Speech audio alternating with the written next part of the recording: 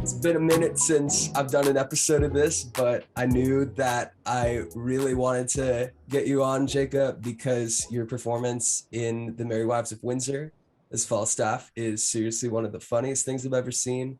You've had this insane career on in the theater, in TV and film, on Watchmen, on White Famous, on the 40-year-old virgin. The 40-year-old version, I should say, of course. And it is just such a thrill to have you. How are you doing today in this moment? I'm curious, like, what does a day off look like for you? You know, we haven't done the show since Thursday, and that's been good for me, I have to say. I mean, you know, the show's intense. It's a great time, but it's a fast-paced, high-energy kind of thing. You know, I was injured pretty badly, so it takes a lot. You feel it after you're done. So today I'm just taking it easy. There's just like a crazy hurricane, tropical storm thing coming towards us. You know, it's as if Oscar Eustace has like some in with Mother Nature and like just ultimately decided that like we're gonna stop because it was weird. I actually wanted to come on Friday. I wanted to see it one more time. And I was like, wait a second, there's no performance on Friday or Saturday. And like I know why. Because y'all just makes sense, right? Yeah, it didn't make sense knowing that you guys know the forecast and knowing, I mean, I don't know. Oscar Eustace must know something that Clive Davis doesn't, because this like homecoming concert that happened last year, we were everybody was absolutely rained out. That's right, they had to shut it down. So yeah, everything works out, doesn't it? It worked out for a reason, for us, you know. But maybe the rain gods owe us something. I mean, we got rained out so much during tech. And you know, our previews were rained out, so maybe this is just a little bit of like payback, you know. I have a friend who's only seen Shakespeare in the Park in the rain. It might as well be Shakespeare in the Rain for him. It is kind of amazing. He's come to Merry Wives twice. He saw Much Ado last summer. He saw, what was it, The Tempest a couple of years ago. And every single time, and honestly, I think The Tempest is actually kind of appropriate in the rain. If there was any Shakespeare show that like that could work. Absolutely. Sure. And I just am so happy to see how like the press and like the world is just receiving this production. Time Out called you deliciously boisterous. Who gets that? Who gets those adjectives? Who gets those adverbs? We love to see that. I know, man. How does it feel to be part of like the first production back in the public since the pandemic? It feels like a piece of responsibility. It's all the things. It's all the things. You know, you have all the feelings. I mean, you know, there's pressure, and at the same time, the audience is so excited and exuberant that they're just, you know, they're loving you all the way through the play. You know, there's so much. There's so much, and you know, at times it's moving, but we've done it. You know, we've been doing it. We've done it. It's been an intense process. I've never done a play like this in the terms of how we had to rehearse it with COVID and how often we get tested. We're tested 3 to 4 times a week. It's been amazing and crazy. And HBO's doing a documentary, so they captured it all. So you get to see it, you know. Yeah, man. That's phenomenal. We've been seeing a lot of like documentaries lately about how are we going to make theater during this time. I just went to this premiere of this documentary, The Show Must Go On, last Monday. It was at the Majestic Theater. I think it actually was the same night you guys opened. And it was just this crazy experience. They came out and they were like, ladies and gentlemen, we have a surprise, Josh Groban. And then they just aired this whole documentary about the 2 productions Andrew Lloyd Webber's producing of, what was it, Cats and Phantom internationally. So they're performing around Seoul, and they showed just the toll that it actually takes on the actors. That time they had to quarantine, and this was like early in the pandemic, and to see that we're sort of logging this work during this time, especially for something like live theater. Like, you don't think of theater as something that is, you know, fleeting in a way. And it's scary to think about that. I still really don't think that way, but it just reminds me of like the privilege to actually like perform in person.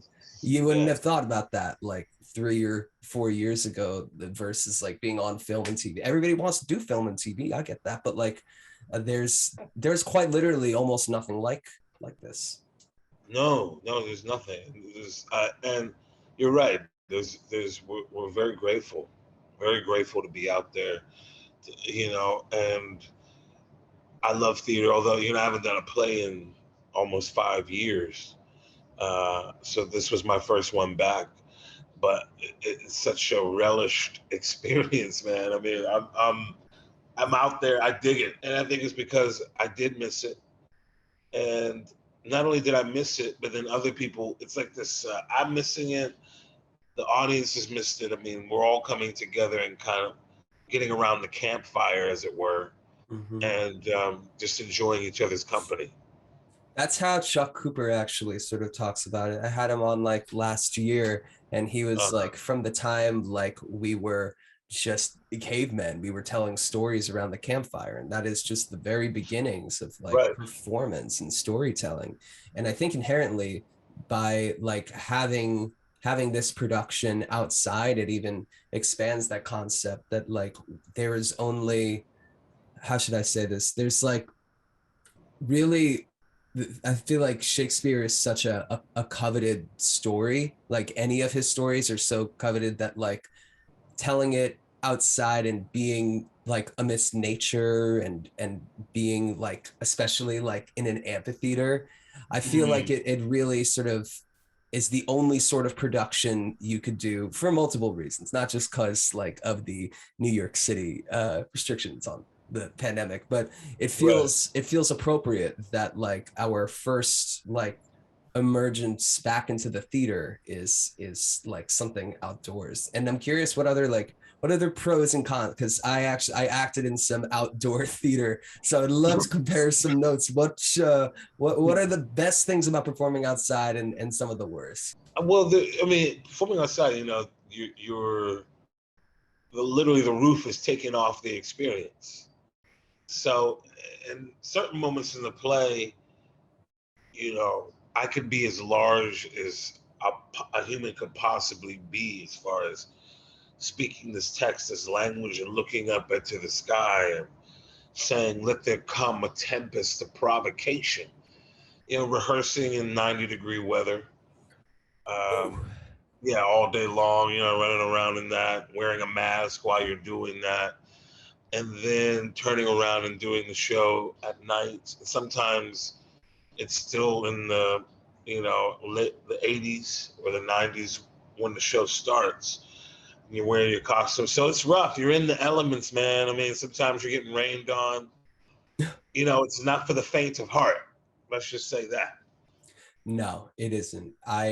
In the show I was working on, it was basically like the 39 steps, and there was it was like any sort of production. It was just always it was like any typical production of the 39 steps, except my specific role was basically being responsible for every single transition in the play. And devising that, we sort of put my role together in about 2 weeks before our tech rehearsal. And on top of that, I'm singing a set list of like 7 songs throughout the show. And that is honestly, it is such a blast, because you sort of think about it like, okay, if I get this all right, I earn my 3 songs. It's like I'm playing a video game on life. And it was honestly exhausting, because I was also wearing a Dickies jumpsuit the whole time. And the way the procedures worked out, we couldn't actually check our props until we just walked on stage to go to places. and the show just sort of starts after I had sung my song, and that was all of July.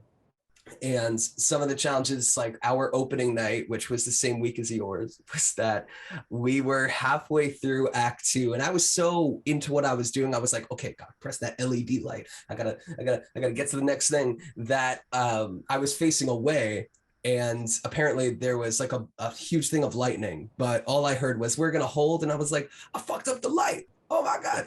And as it turns out, it was we stopped the show on our opening night about like 2 acts in, like about an hour 40 into the show, because we were in a park and thunder was coming. What I love about performing outside also is that like you really see the audience in a way you don't really get to see them, like when the lights are all on you in an indoor theater.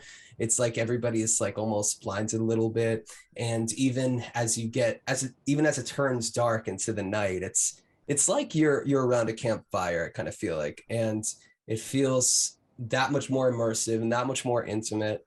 And I just wanted to talk about like sort of your roots of doing work with the public. Now, I read this online that you were the youngest member of the public Shakespeare Lab. Is that true? And that doesn't even exist anymore. So I'm curious if you could tell me what that actually is. The Shakespeare Lab was a 9-week Shakespeare intensive at the Public Theater. I did it, and in fact, in my year, Susan Kelechi Watson was in my year when we did it. That's where we met. I was 17 years old when I did that, and I come from Pittsburgh.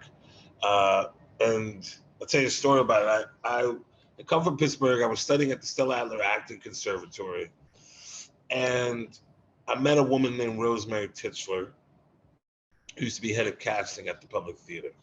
And then she was a producer at the Public Theater. And she calls me into her office, and she asked me to do every Shakespeare monologue I knew. And, I knew 4. And she takes me to what is now Joe's Pub, used to be a black box theater. Right, yes. And she takes me in there. I do all 4 of them. And she tells me about the Shakespeare Lab. And I went back to Pittsburgh, was hanging out with my friends, drinking and partying with my friends as kids will do.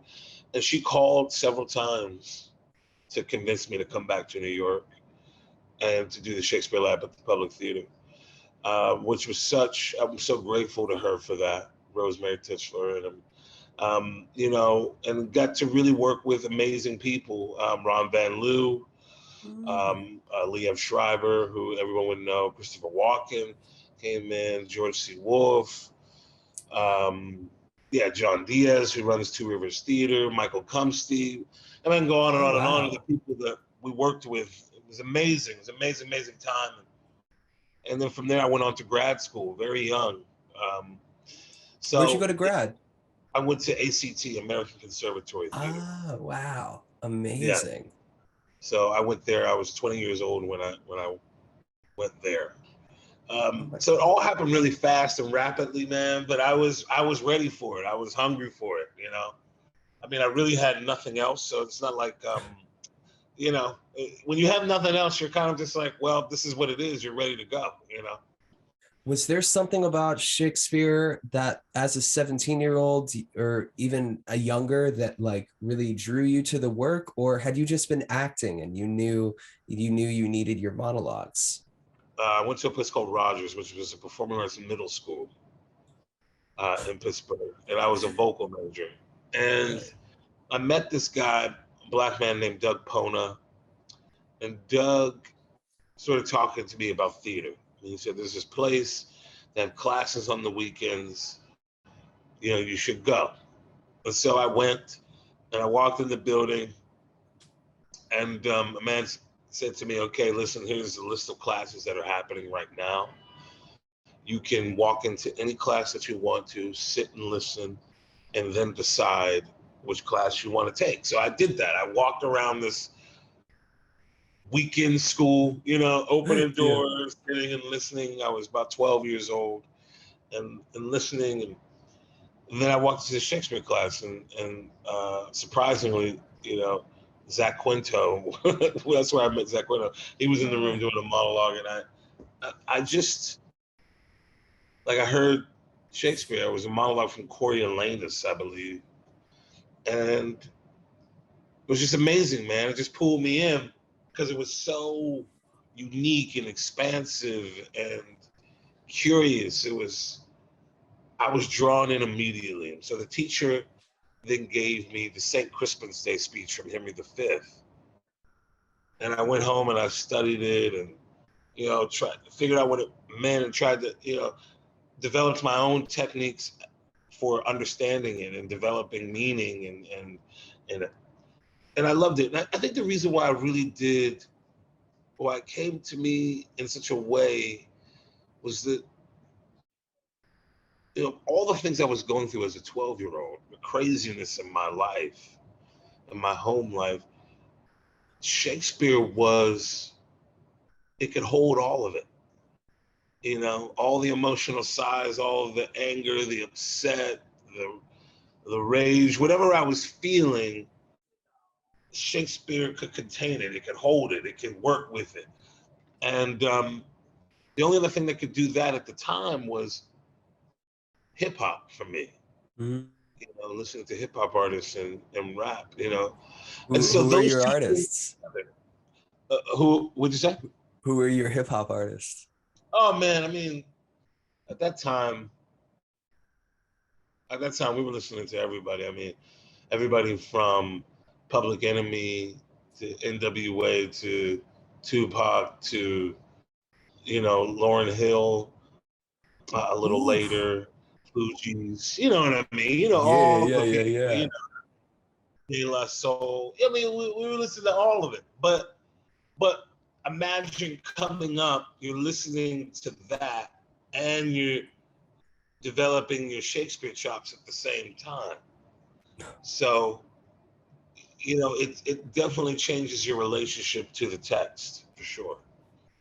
Yeah, I mean, there's a narrative that's really ingrained in much more immediate circumstances than you would probably expect with something like Shakespeare, which feels so distant to so many people because of the barrier, because of Right. that language. But so much of the similarities. I mean, what would you say some of the similarities between like Shakespeare and hip hop are for you? Well, rhythm, rhyme, poetry, word choice, um, you know, expansive ideas, um, you know, entertainment. I mean, they really are one and the same. They're both, Shakespeare was a poet more than anything else. And so rap is poetry. I mean, so they're really the same thing and they're both set to a rhythm. And if you could unlock the rhyme schemes in hip hop, you can unlock the rhyme schemes in Shakespeare. You know, most people don't, when I say in the show, I spy a bit of entertainment in her. There's a rhyme scheme in there, but most people are not really going to hear it, right? I spy a bit of entertainment in her, right? So Yeah.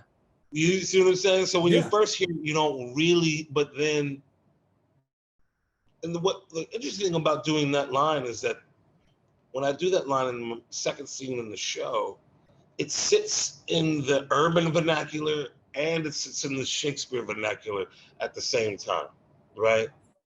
So that happens throughout the show, where the character is very urban, lives in Harlem, black man, so he speaks a certain way, but it really, the way he speaks brings the color and the texture out of the text, the way Shakespeare would have wanted it.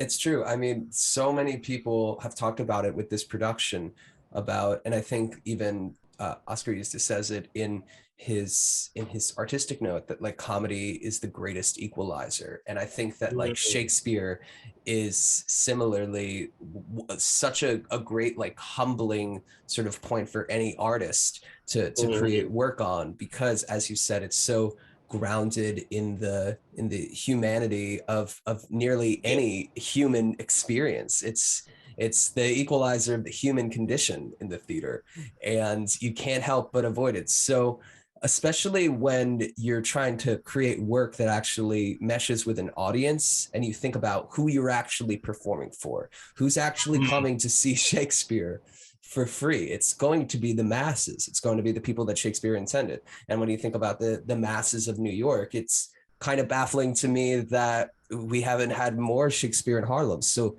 to see that, like, the public is sort of realizing that they could actually keep creating work within a Black diaspora and keep expanding worlds. I remember seeing Much Ado About Nothing and like constantly I've been trying to take my dad to see more Shakespeare because he loves Shakespeare so much. Oh, cool. But this also, yeah, it's not the Shakespeare that he recognizes. And it's really important that like he sees Shakespeare as something other than what he or I even recognize, and to constantly be challenging yourself and putting yourself in places where even if you feel like you don't belong there, you try anyway, because if you stop trying, you stop learning. So I'm curious, when you got this text, like what came to your mind when you saw Shakespeare, when you saw Merry Wives was set in Harlem? Oh, I loved it. I mean, look, I've been trying to bring, listen, when I came to this writer, it was still in the time where you were taught, well, Ian McKellen and Anthony Hopkins and John Gielgud and all these guys do it right. So you have to aspire to do that. But through the process, and I worked hard at that, and I could do it. I mean, if you wanted to do a production with ruffles around our necks and tights, you know what I mean? I could do it, Yeah. And I did do it. But along the way, I discovered that was really far from me. Like, I couldn't do my best work if I was trying to be Ian McKellen. I can't do my best work if I'm trying to be a white man who's British. And when we were going through school, the idea was that we couldn't be ourselves and do this writer, that you had to aspire to be something else to do it. Well, that was wrong. And so I started bringing characters that I knew to this writer, people that I grew up with, uncles, my father, and using those as inspiration. Here's the dirty secret. This is going to sound so simple, but it's true. Every character I bring to Shakespeare, no matter where we set it, is Black. Right? So about a little over 10 years ago, I did a production of Merchant of Venice opposite F. Murray Abraham. And I was playing Gobo, and Gobo was smoking a joint. He was a bike messenger. And it was a real big hit, man. It was a real big hit. Where was this production? This was at Theater for a New Audience. Oh, amazing. Man, I wish I saw it. Tafana. And so I realized then that I was like, you know what? I've got to do this writer in this way, because this is close to me, And so fast forward all the way to now. So when I get Merry Wives of Windsor set in Harlem, it's perfect. Because it pushes this writer forward.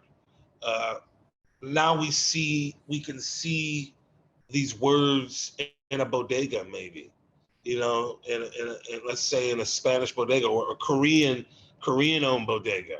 How do they do that? Could you set Hamlet in a Korean-owned bodega? How does that work? Could you start to see this writer in so many different places, in so many different communities. And I think what it'll do is it'll extend the life of this writer, because we do Shakespeare less and less. In New York, when I first came here, there were productions of Shakespeare all year long, but now we do it less and less. But maybe if we could see more of ourselves in it, meaning every one of us, this crazy diverse city, we see more of ourselves in the people in it. Maybe it'll extend the life of it. I know it will, because over the past year, we've obviously seen how the gatekeepers have had to sort of release their power in multiple capacities. And I think, and obviously there's nobody is denying that like so much of like American Shakespeare is rooted in Eurocentric whiteness, which is like propelled through these MFA programs. And Yes, even yes. as you were saying, I feel like now, like only like 2 or 3 years ago, people have been starting to think about reinventing Shakespeare and using the vernacular that they know, whether it's not something that Americans know, or like the white American knows. It's something that like actually speaks to in this case the global majority, like because you have like, I think even Jocelyn said that she wrote so much of the comedy and rewrote so much of the comedy to sort of speak to her relatives, her Nigerian or her or Ghanaian people that would understand like a lot of the intricacies of the comedy. And Yeah. you see that in the beginning as you set the stage ritualistically to be like, this is what we're doing. It's been like a year and a half. This is happening, and it's happening whether you're here or whether you're not. And I definitely feel like, even I watched this talk that you did over Zoom with the Shakespeare Theater Company, and a lot of what they were talking about was just the beginning of what we're sort of saying right now, where they were like, how delicate can we how delicate do we have to be with Shakespeare's words, right? And I think a great example of that is like that moment in act act 2 scene 4, I believe. It was a scene with Bardolph being like, we need horses, and like Right. nobody cared about that, obviously. Like that doesn't drive anything forward. So you took a huge risk, and or Jocelyn, I should say, or maybe it was you, I don't even know, and you start talking about the year that we've had. Like we've been binging Oh Netflix yeah. like there's no tomorrow. And I'm curious, like when you saw that in that moment, did that make sense to you, or you were like, why are we doing this? You know? Well, it's in the tradition of the writer. It's another thing that I think, it's in the tradition. The clown speaking to the audience. That's Shakespeare tradition. Jocelyn wanted to put it in the show, and we worked with it. I mean, some of it is extemporaneous, some of it is not. Depends on the evening, and the audience loves that moment, because they feel involved. Um, that's the thing about, and the clown, and traditionally in Shakespeare, kind of steps out of the play in a lot of ways, or the clown will make up things night to night that are not in the script. And so that happens in this show, which I think, that's what there's a little bit of danger in Shakespeare. And even in his time, a clown friend of mine who was doing a show in London got into a fight with an audience member once because he was telling a joke and he got up in the guy's face. That coming out and talking about what we're all going through as a society, sometimes people talking back, and me responding to them and being live in the moment. That's the writer. And and it's so interesting to me that the tradition of this writer, and going with that, it's actually the freshest moment in the show. It's the most written about moment in the show. So it's not like it's anything new. We're doing the oldest thing that would have been done. That's what they would have done. We did it, and people were feeling it. And that's what I mean about this. Taking that tradition, taking the tradition, and moving it forward and doing it in our own way. That's what it's all about. Even when I say in the play, I will hang like LeBron James over the cuckold's horns. That's not in the script, Right. But you know what I mean? But it's fun, and it brings it into the contemporary. Yeah, I believe when Kenny Leon was talking about the adaptation of Much Ado About Nothing that they did 2 years ago, they talked about Danielle Brooks and the actor playing Benedict, Brantham Hall, I believe his name is, maybe.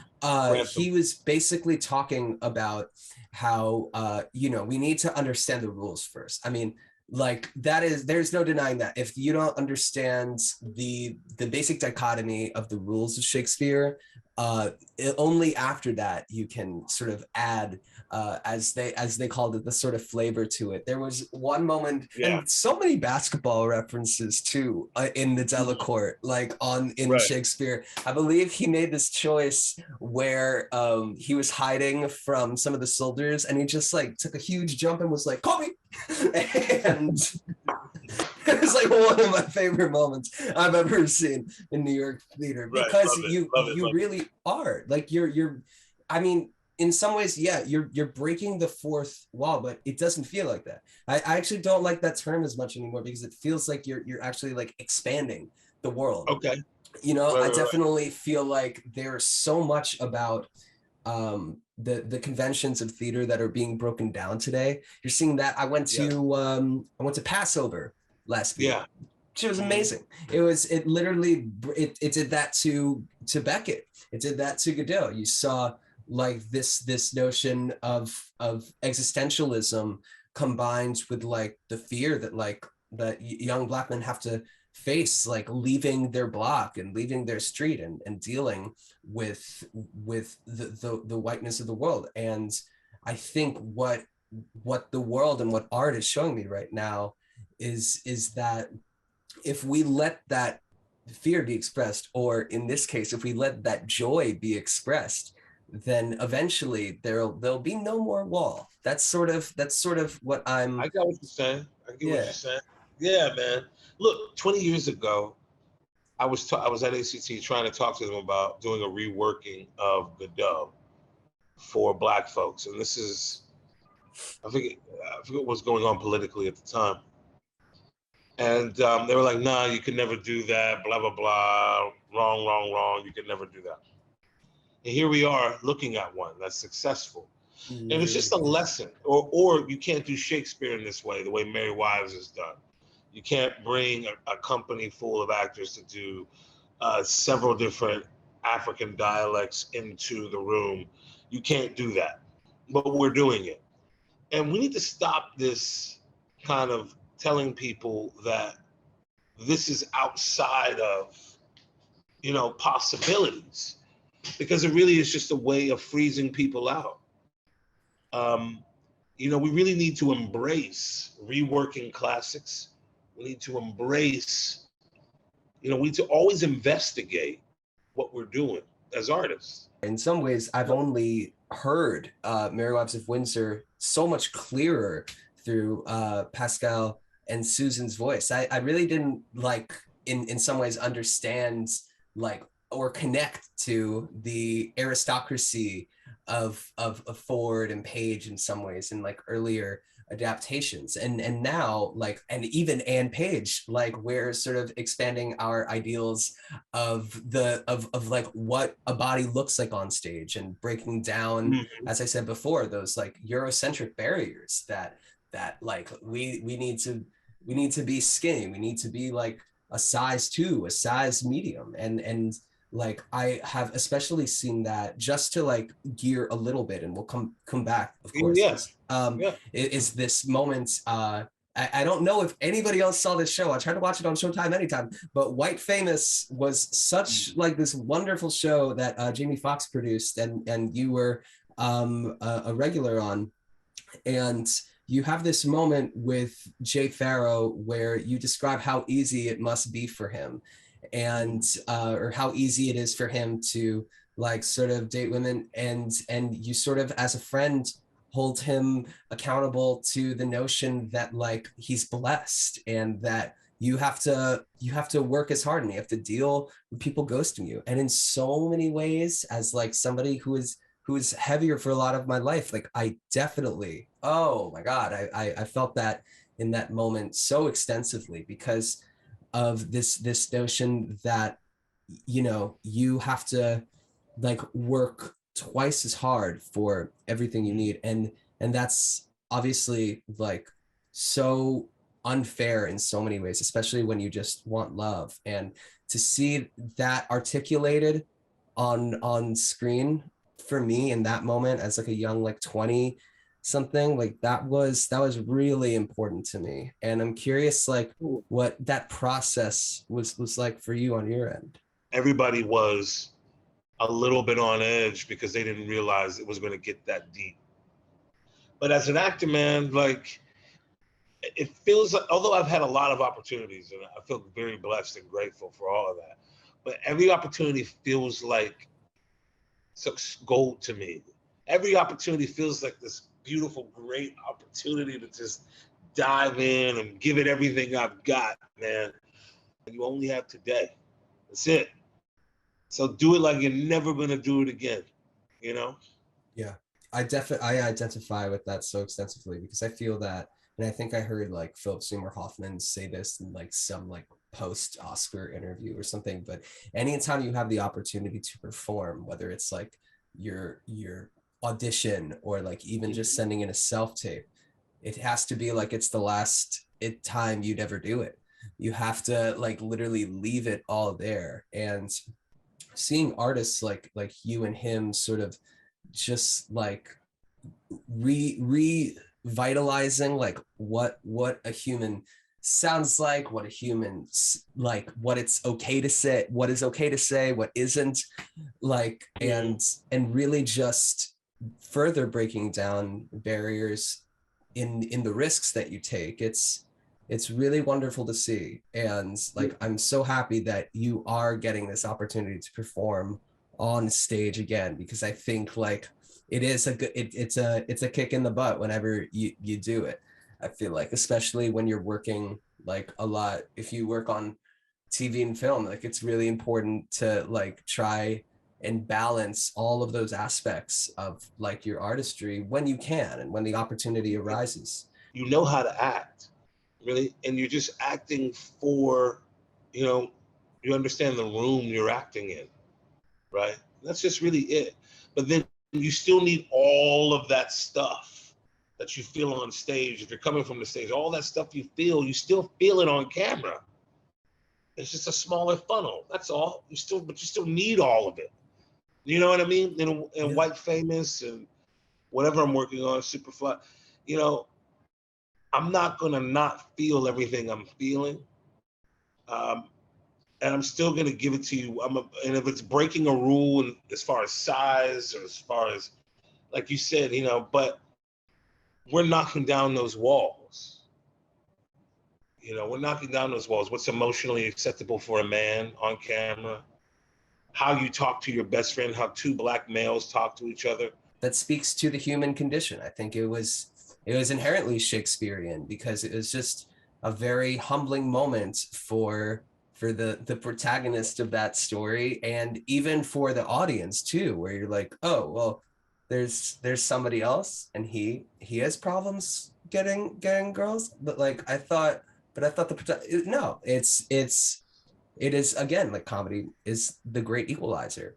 And I wanted to sort of see with Falstaff, because another part of this conversation that you had with the Shakespeare Theater Company was making the difference, the distinction between the clown and the fool. And basically, like, clowns often feign stupidity for the entertainment of the masses. They sort of know what they're doing, whereas the fool doesn't completely intend to satirize, and they're natural, which like back then was like another way of saying like stupid. So I am curious to bring it back to Falstaff. What camp do you think he falls into? You know, this version of Falstaff is a clown.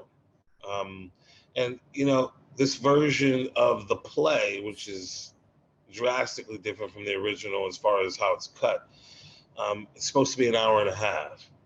So we really had to find a way to get through the play in a very simple terms. So our goals were simple: joy, laughter. The original text is very dark. It's very dark. And it's a very ugly play in a lot of ways in what it talks about. This Falstaff is more of a clown, less destructive, The people in the world are less destructive, less mean.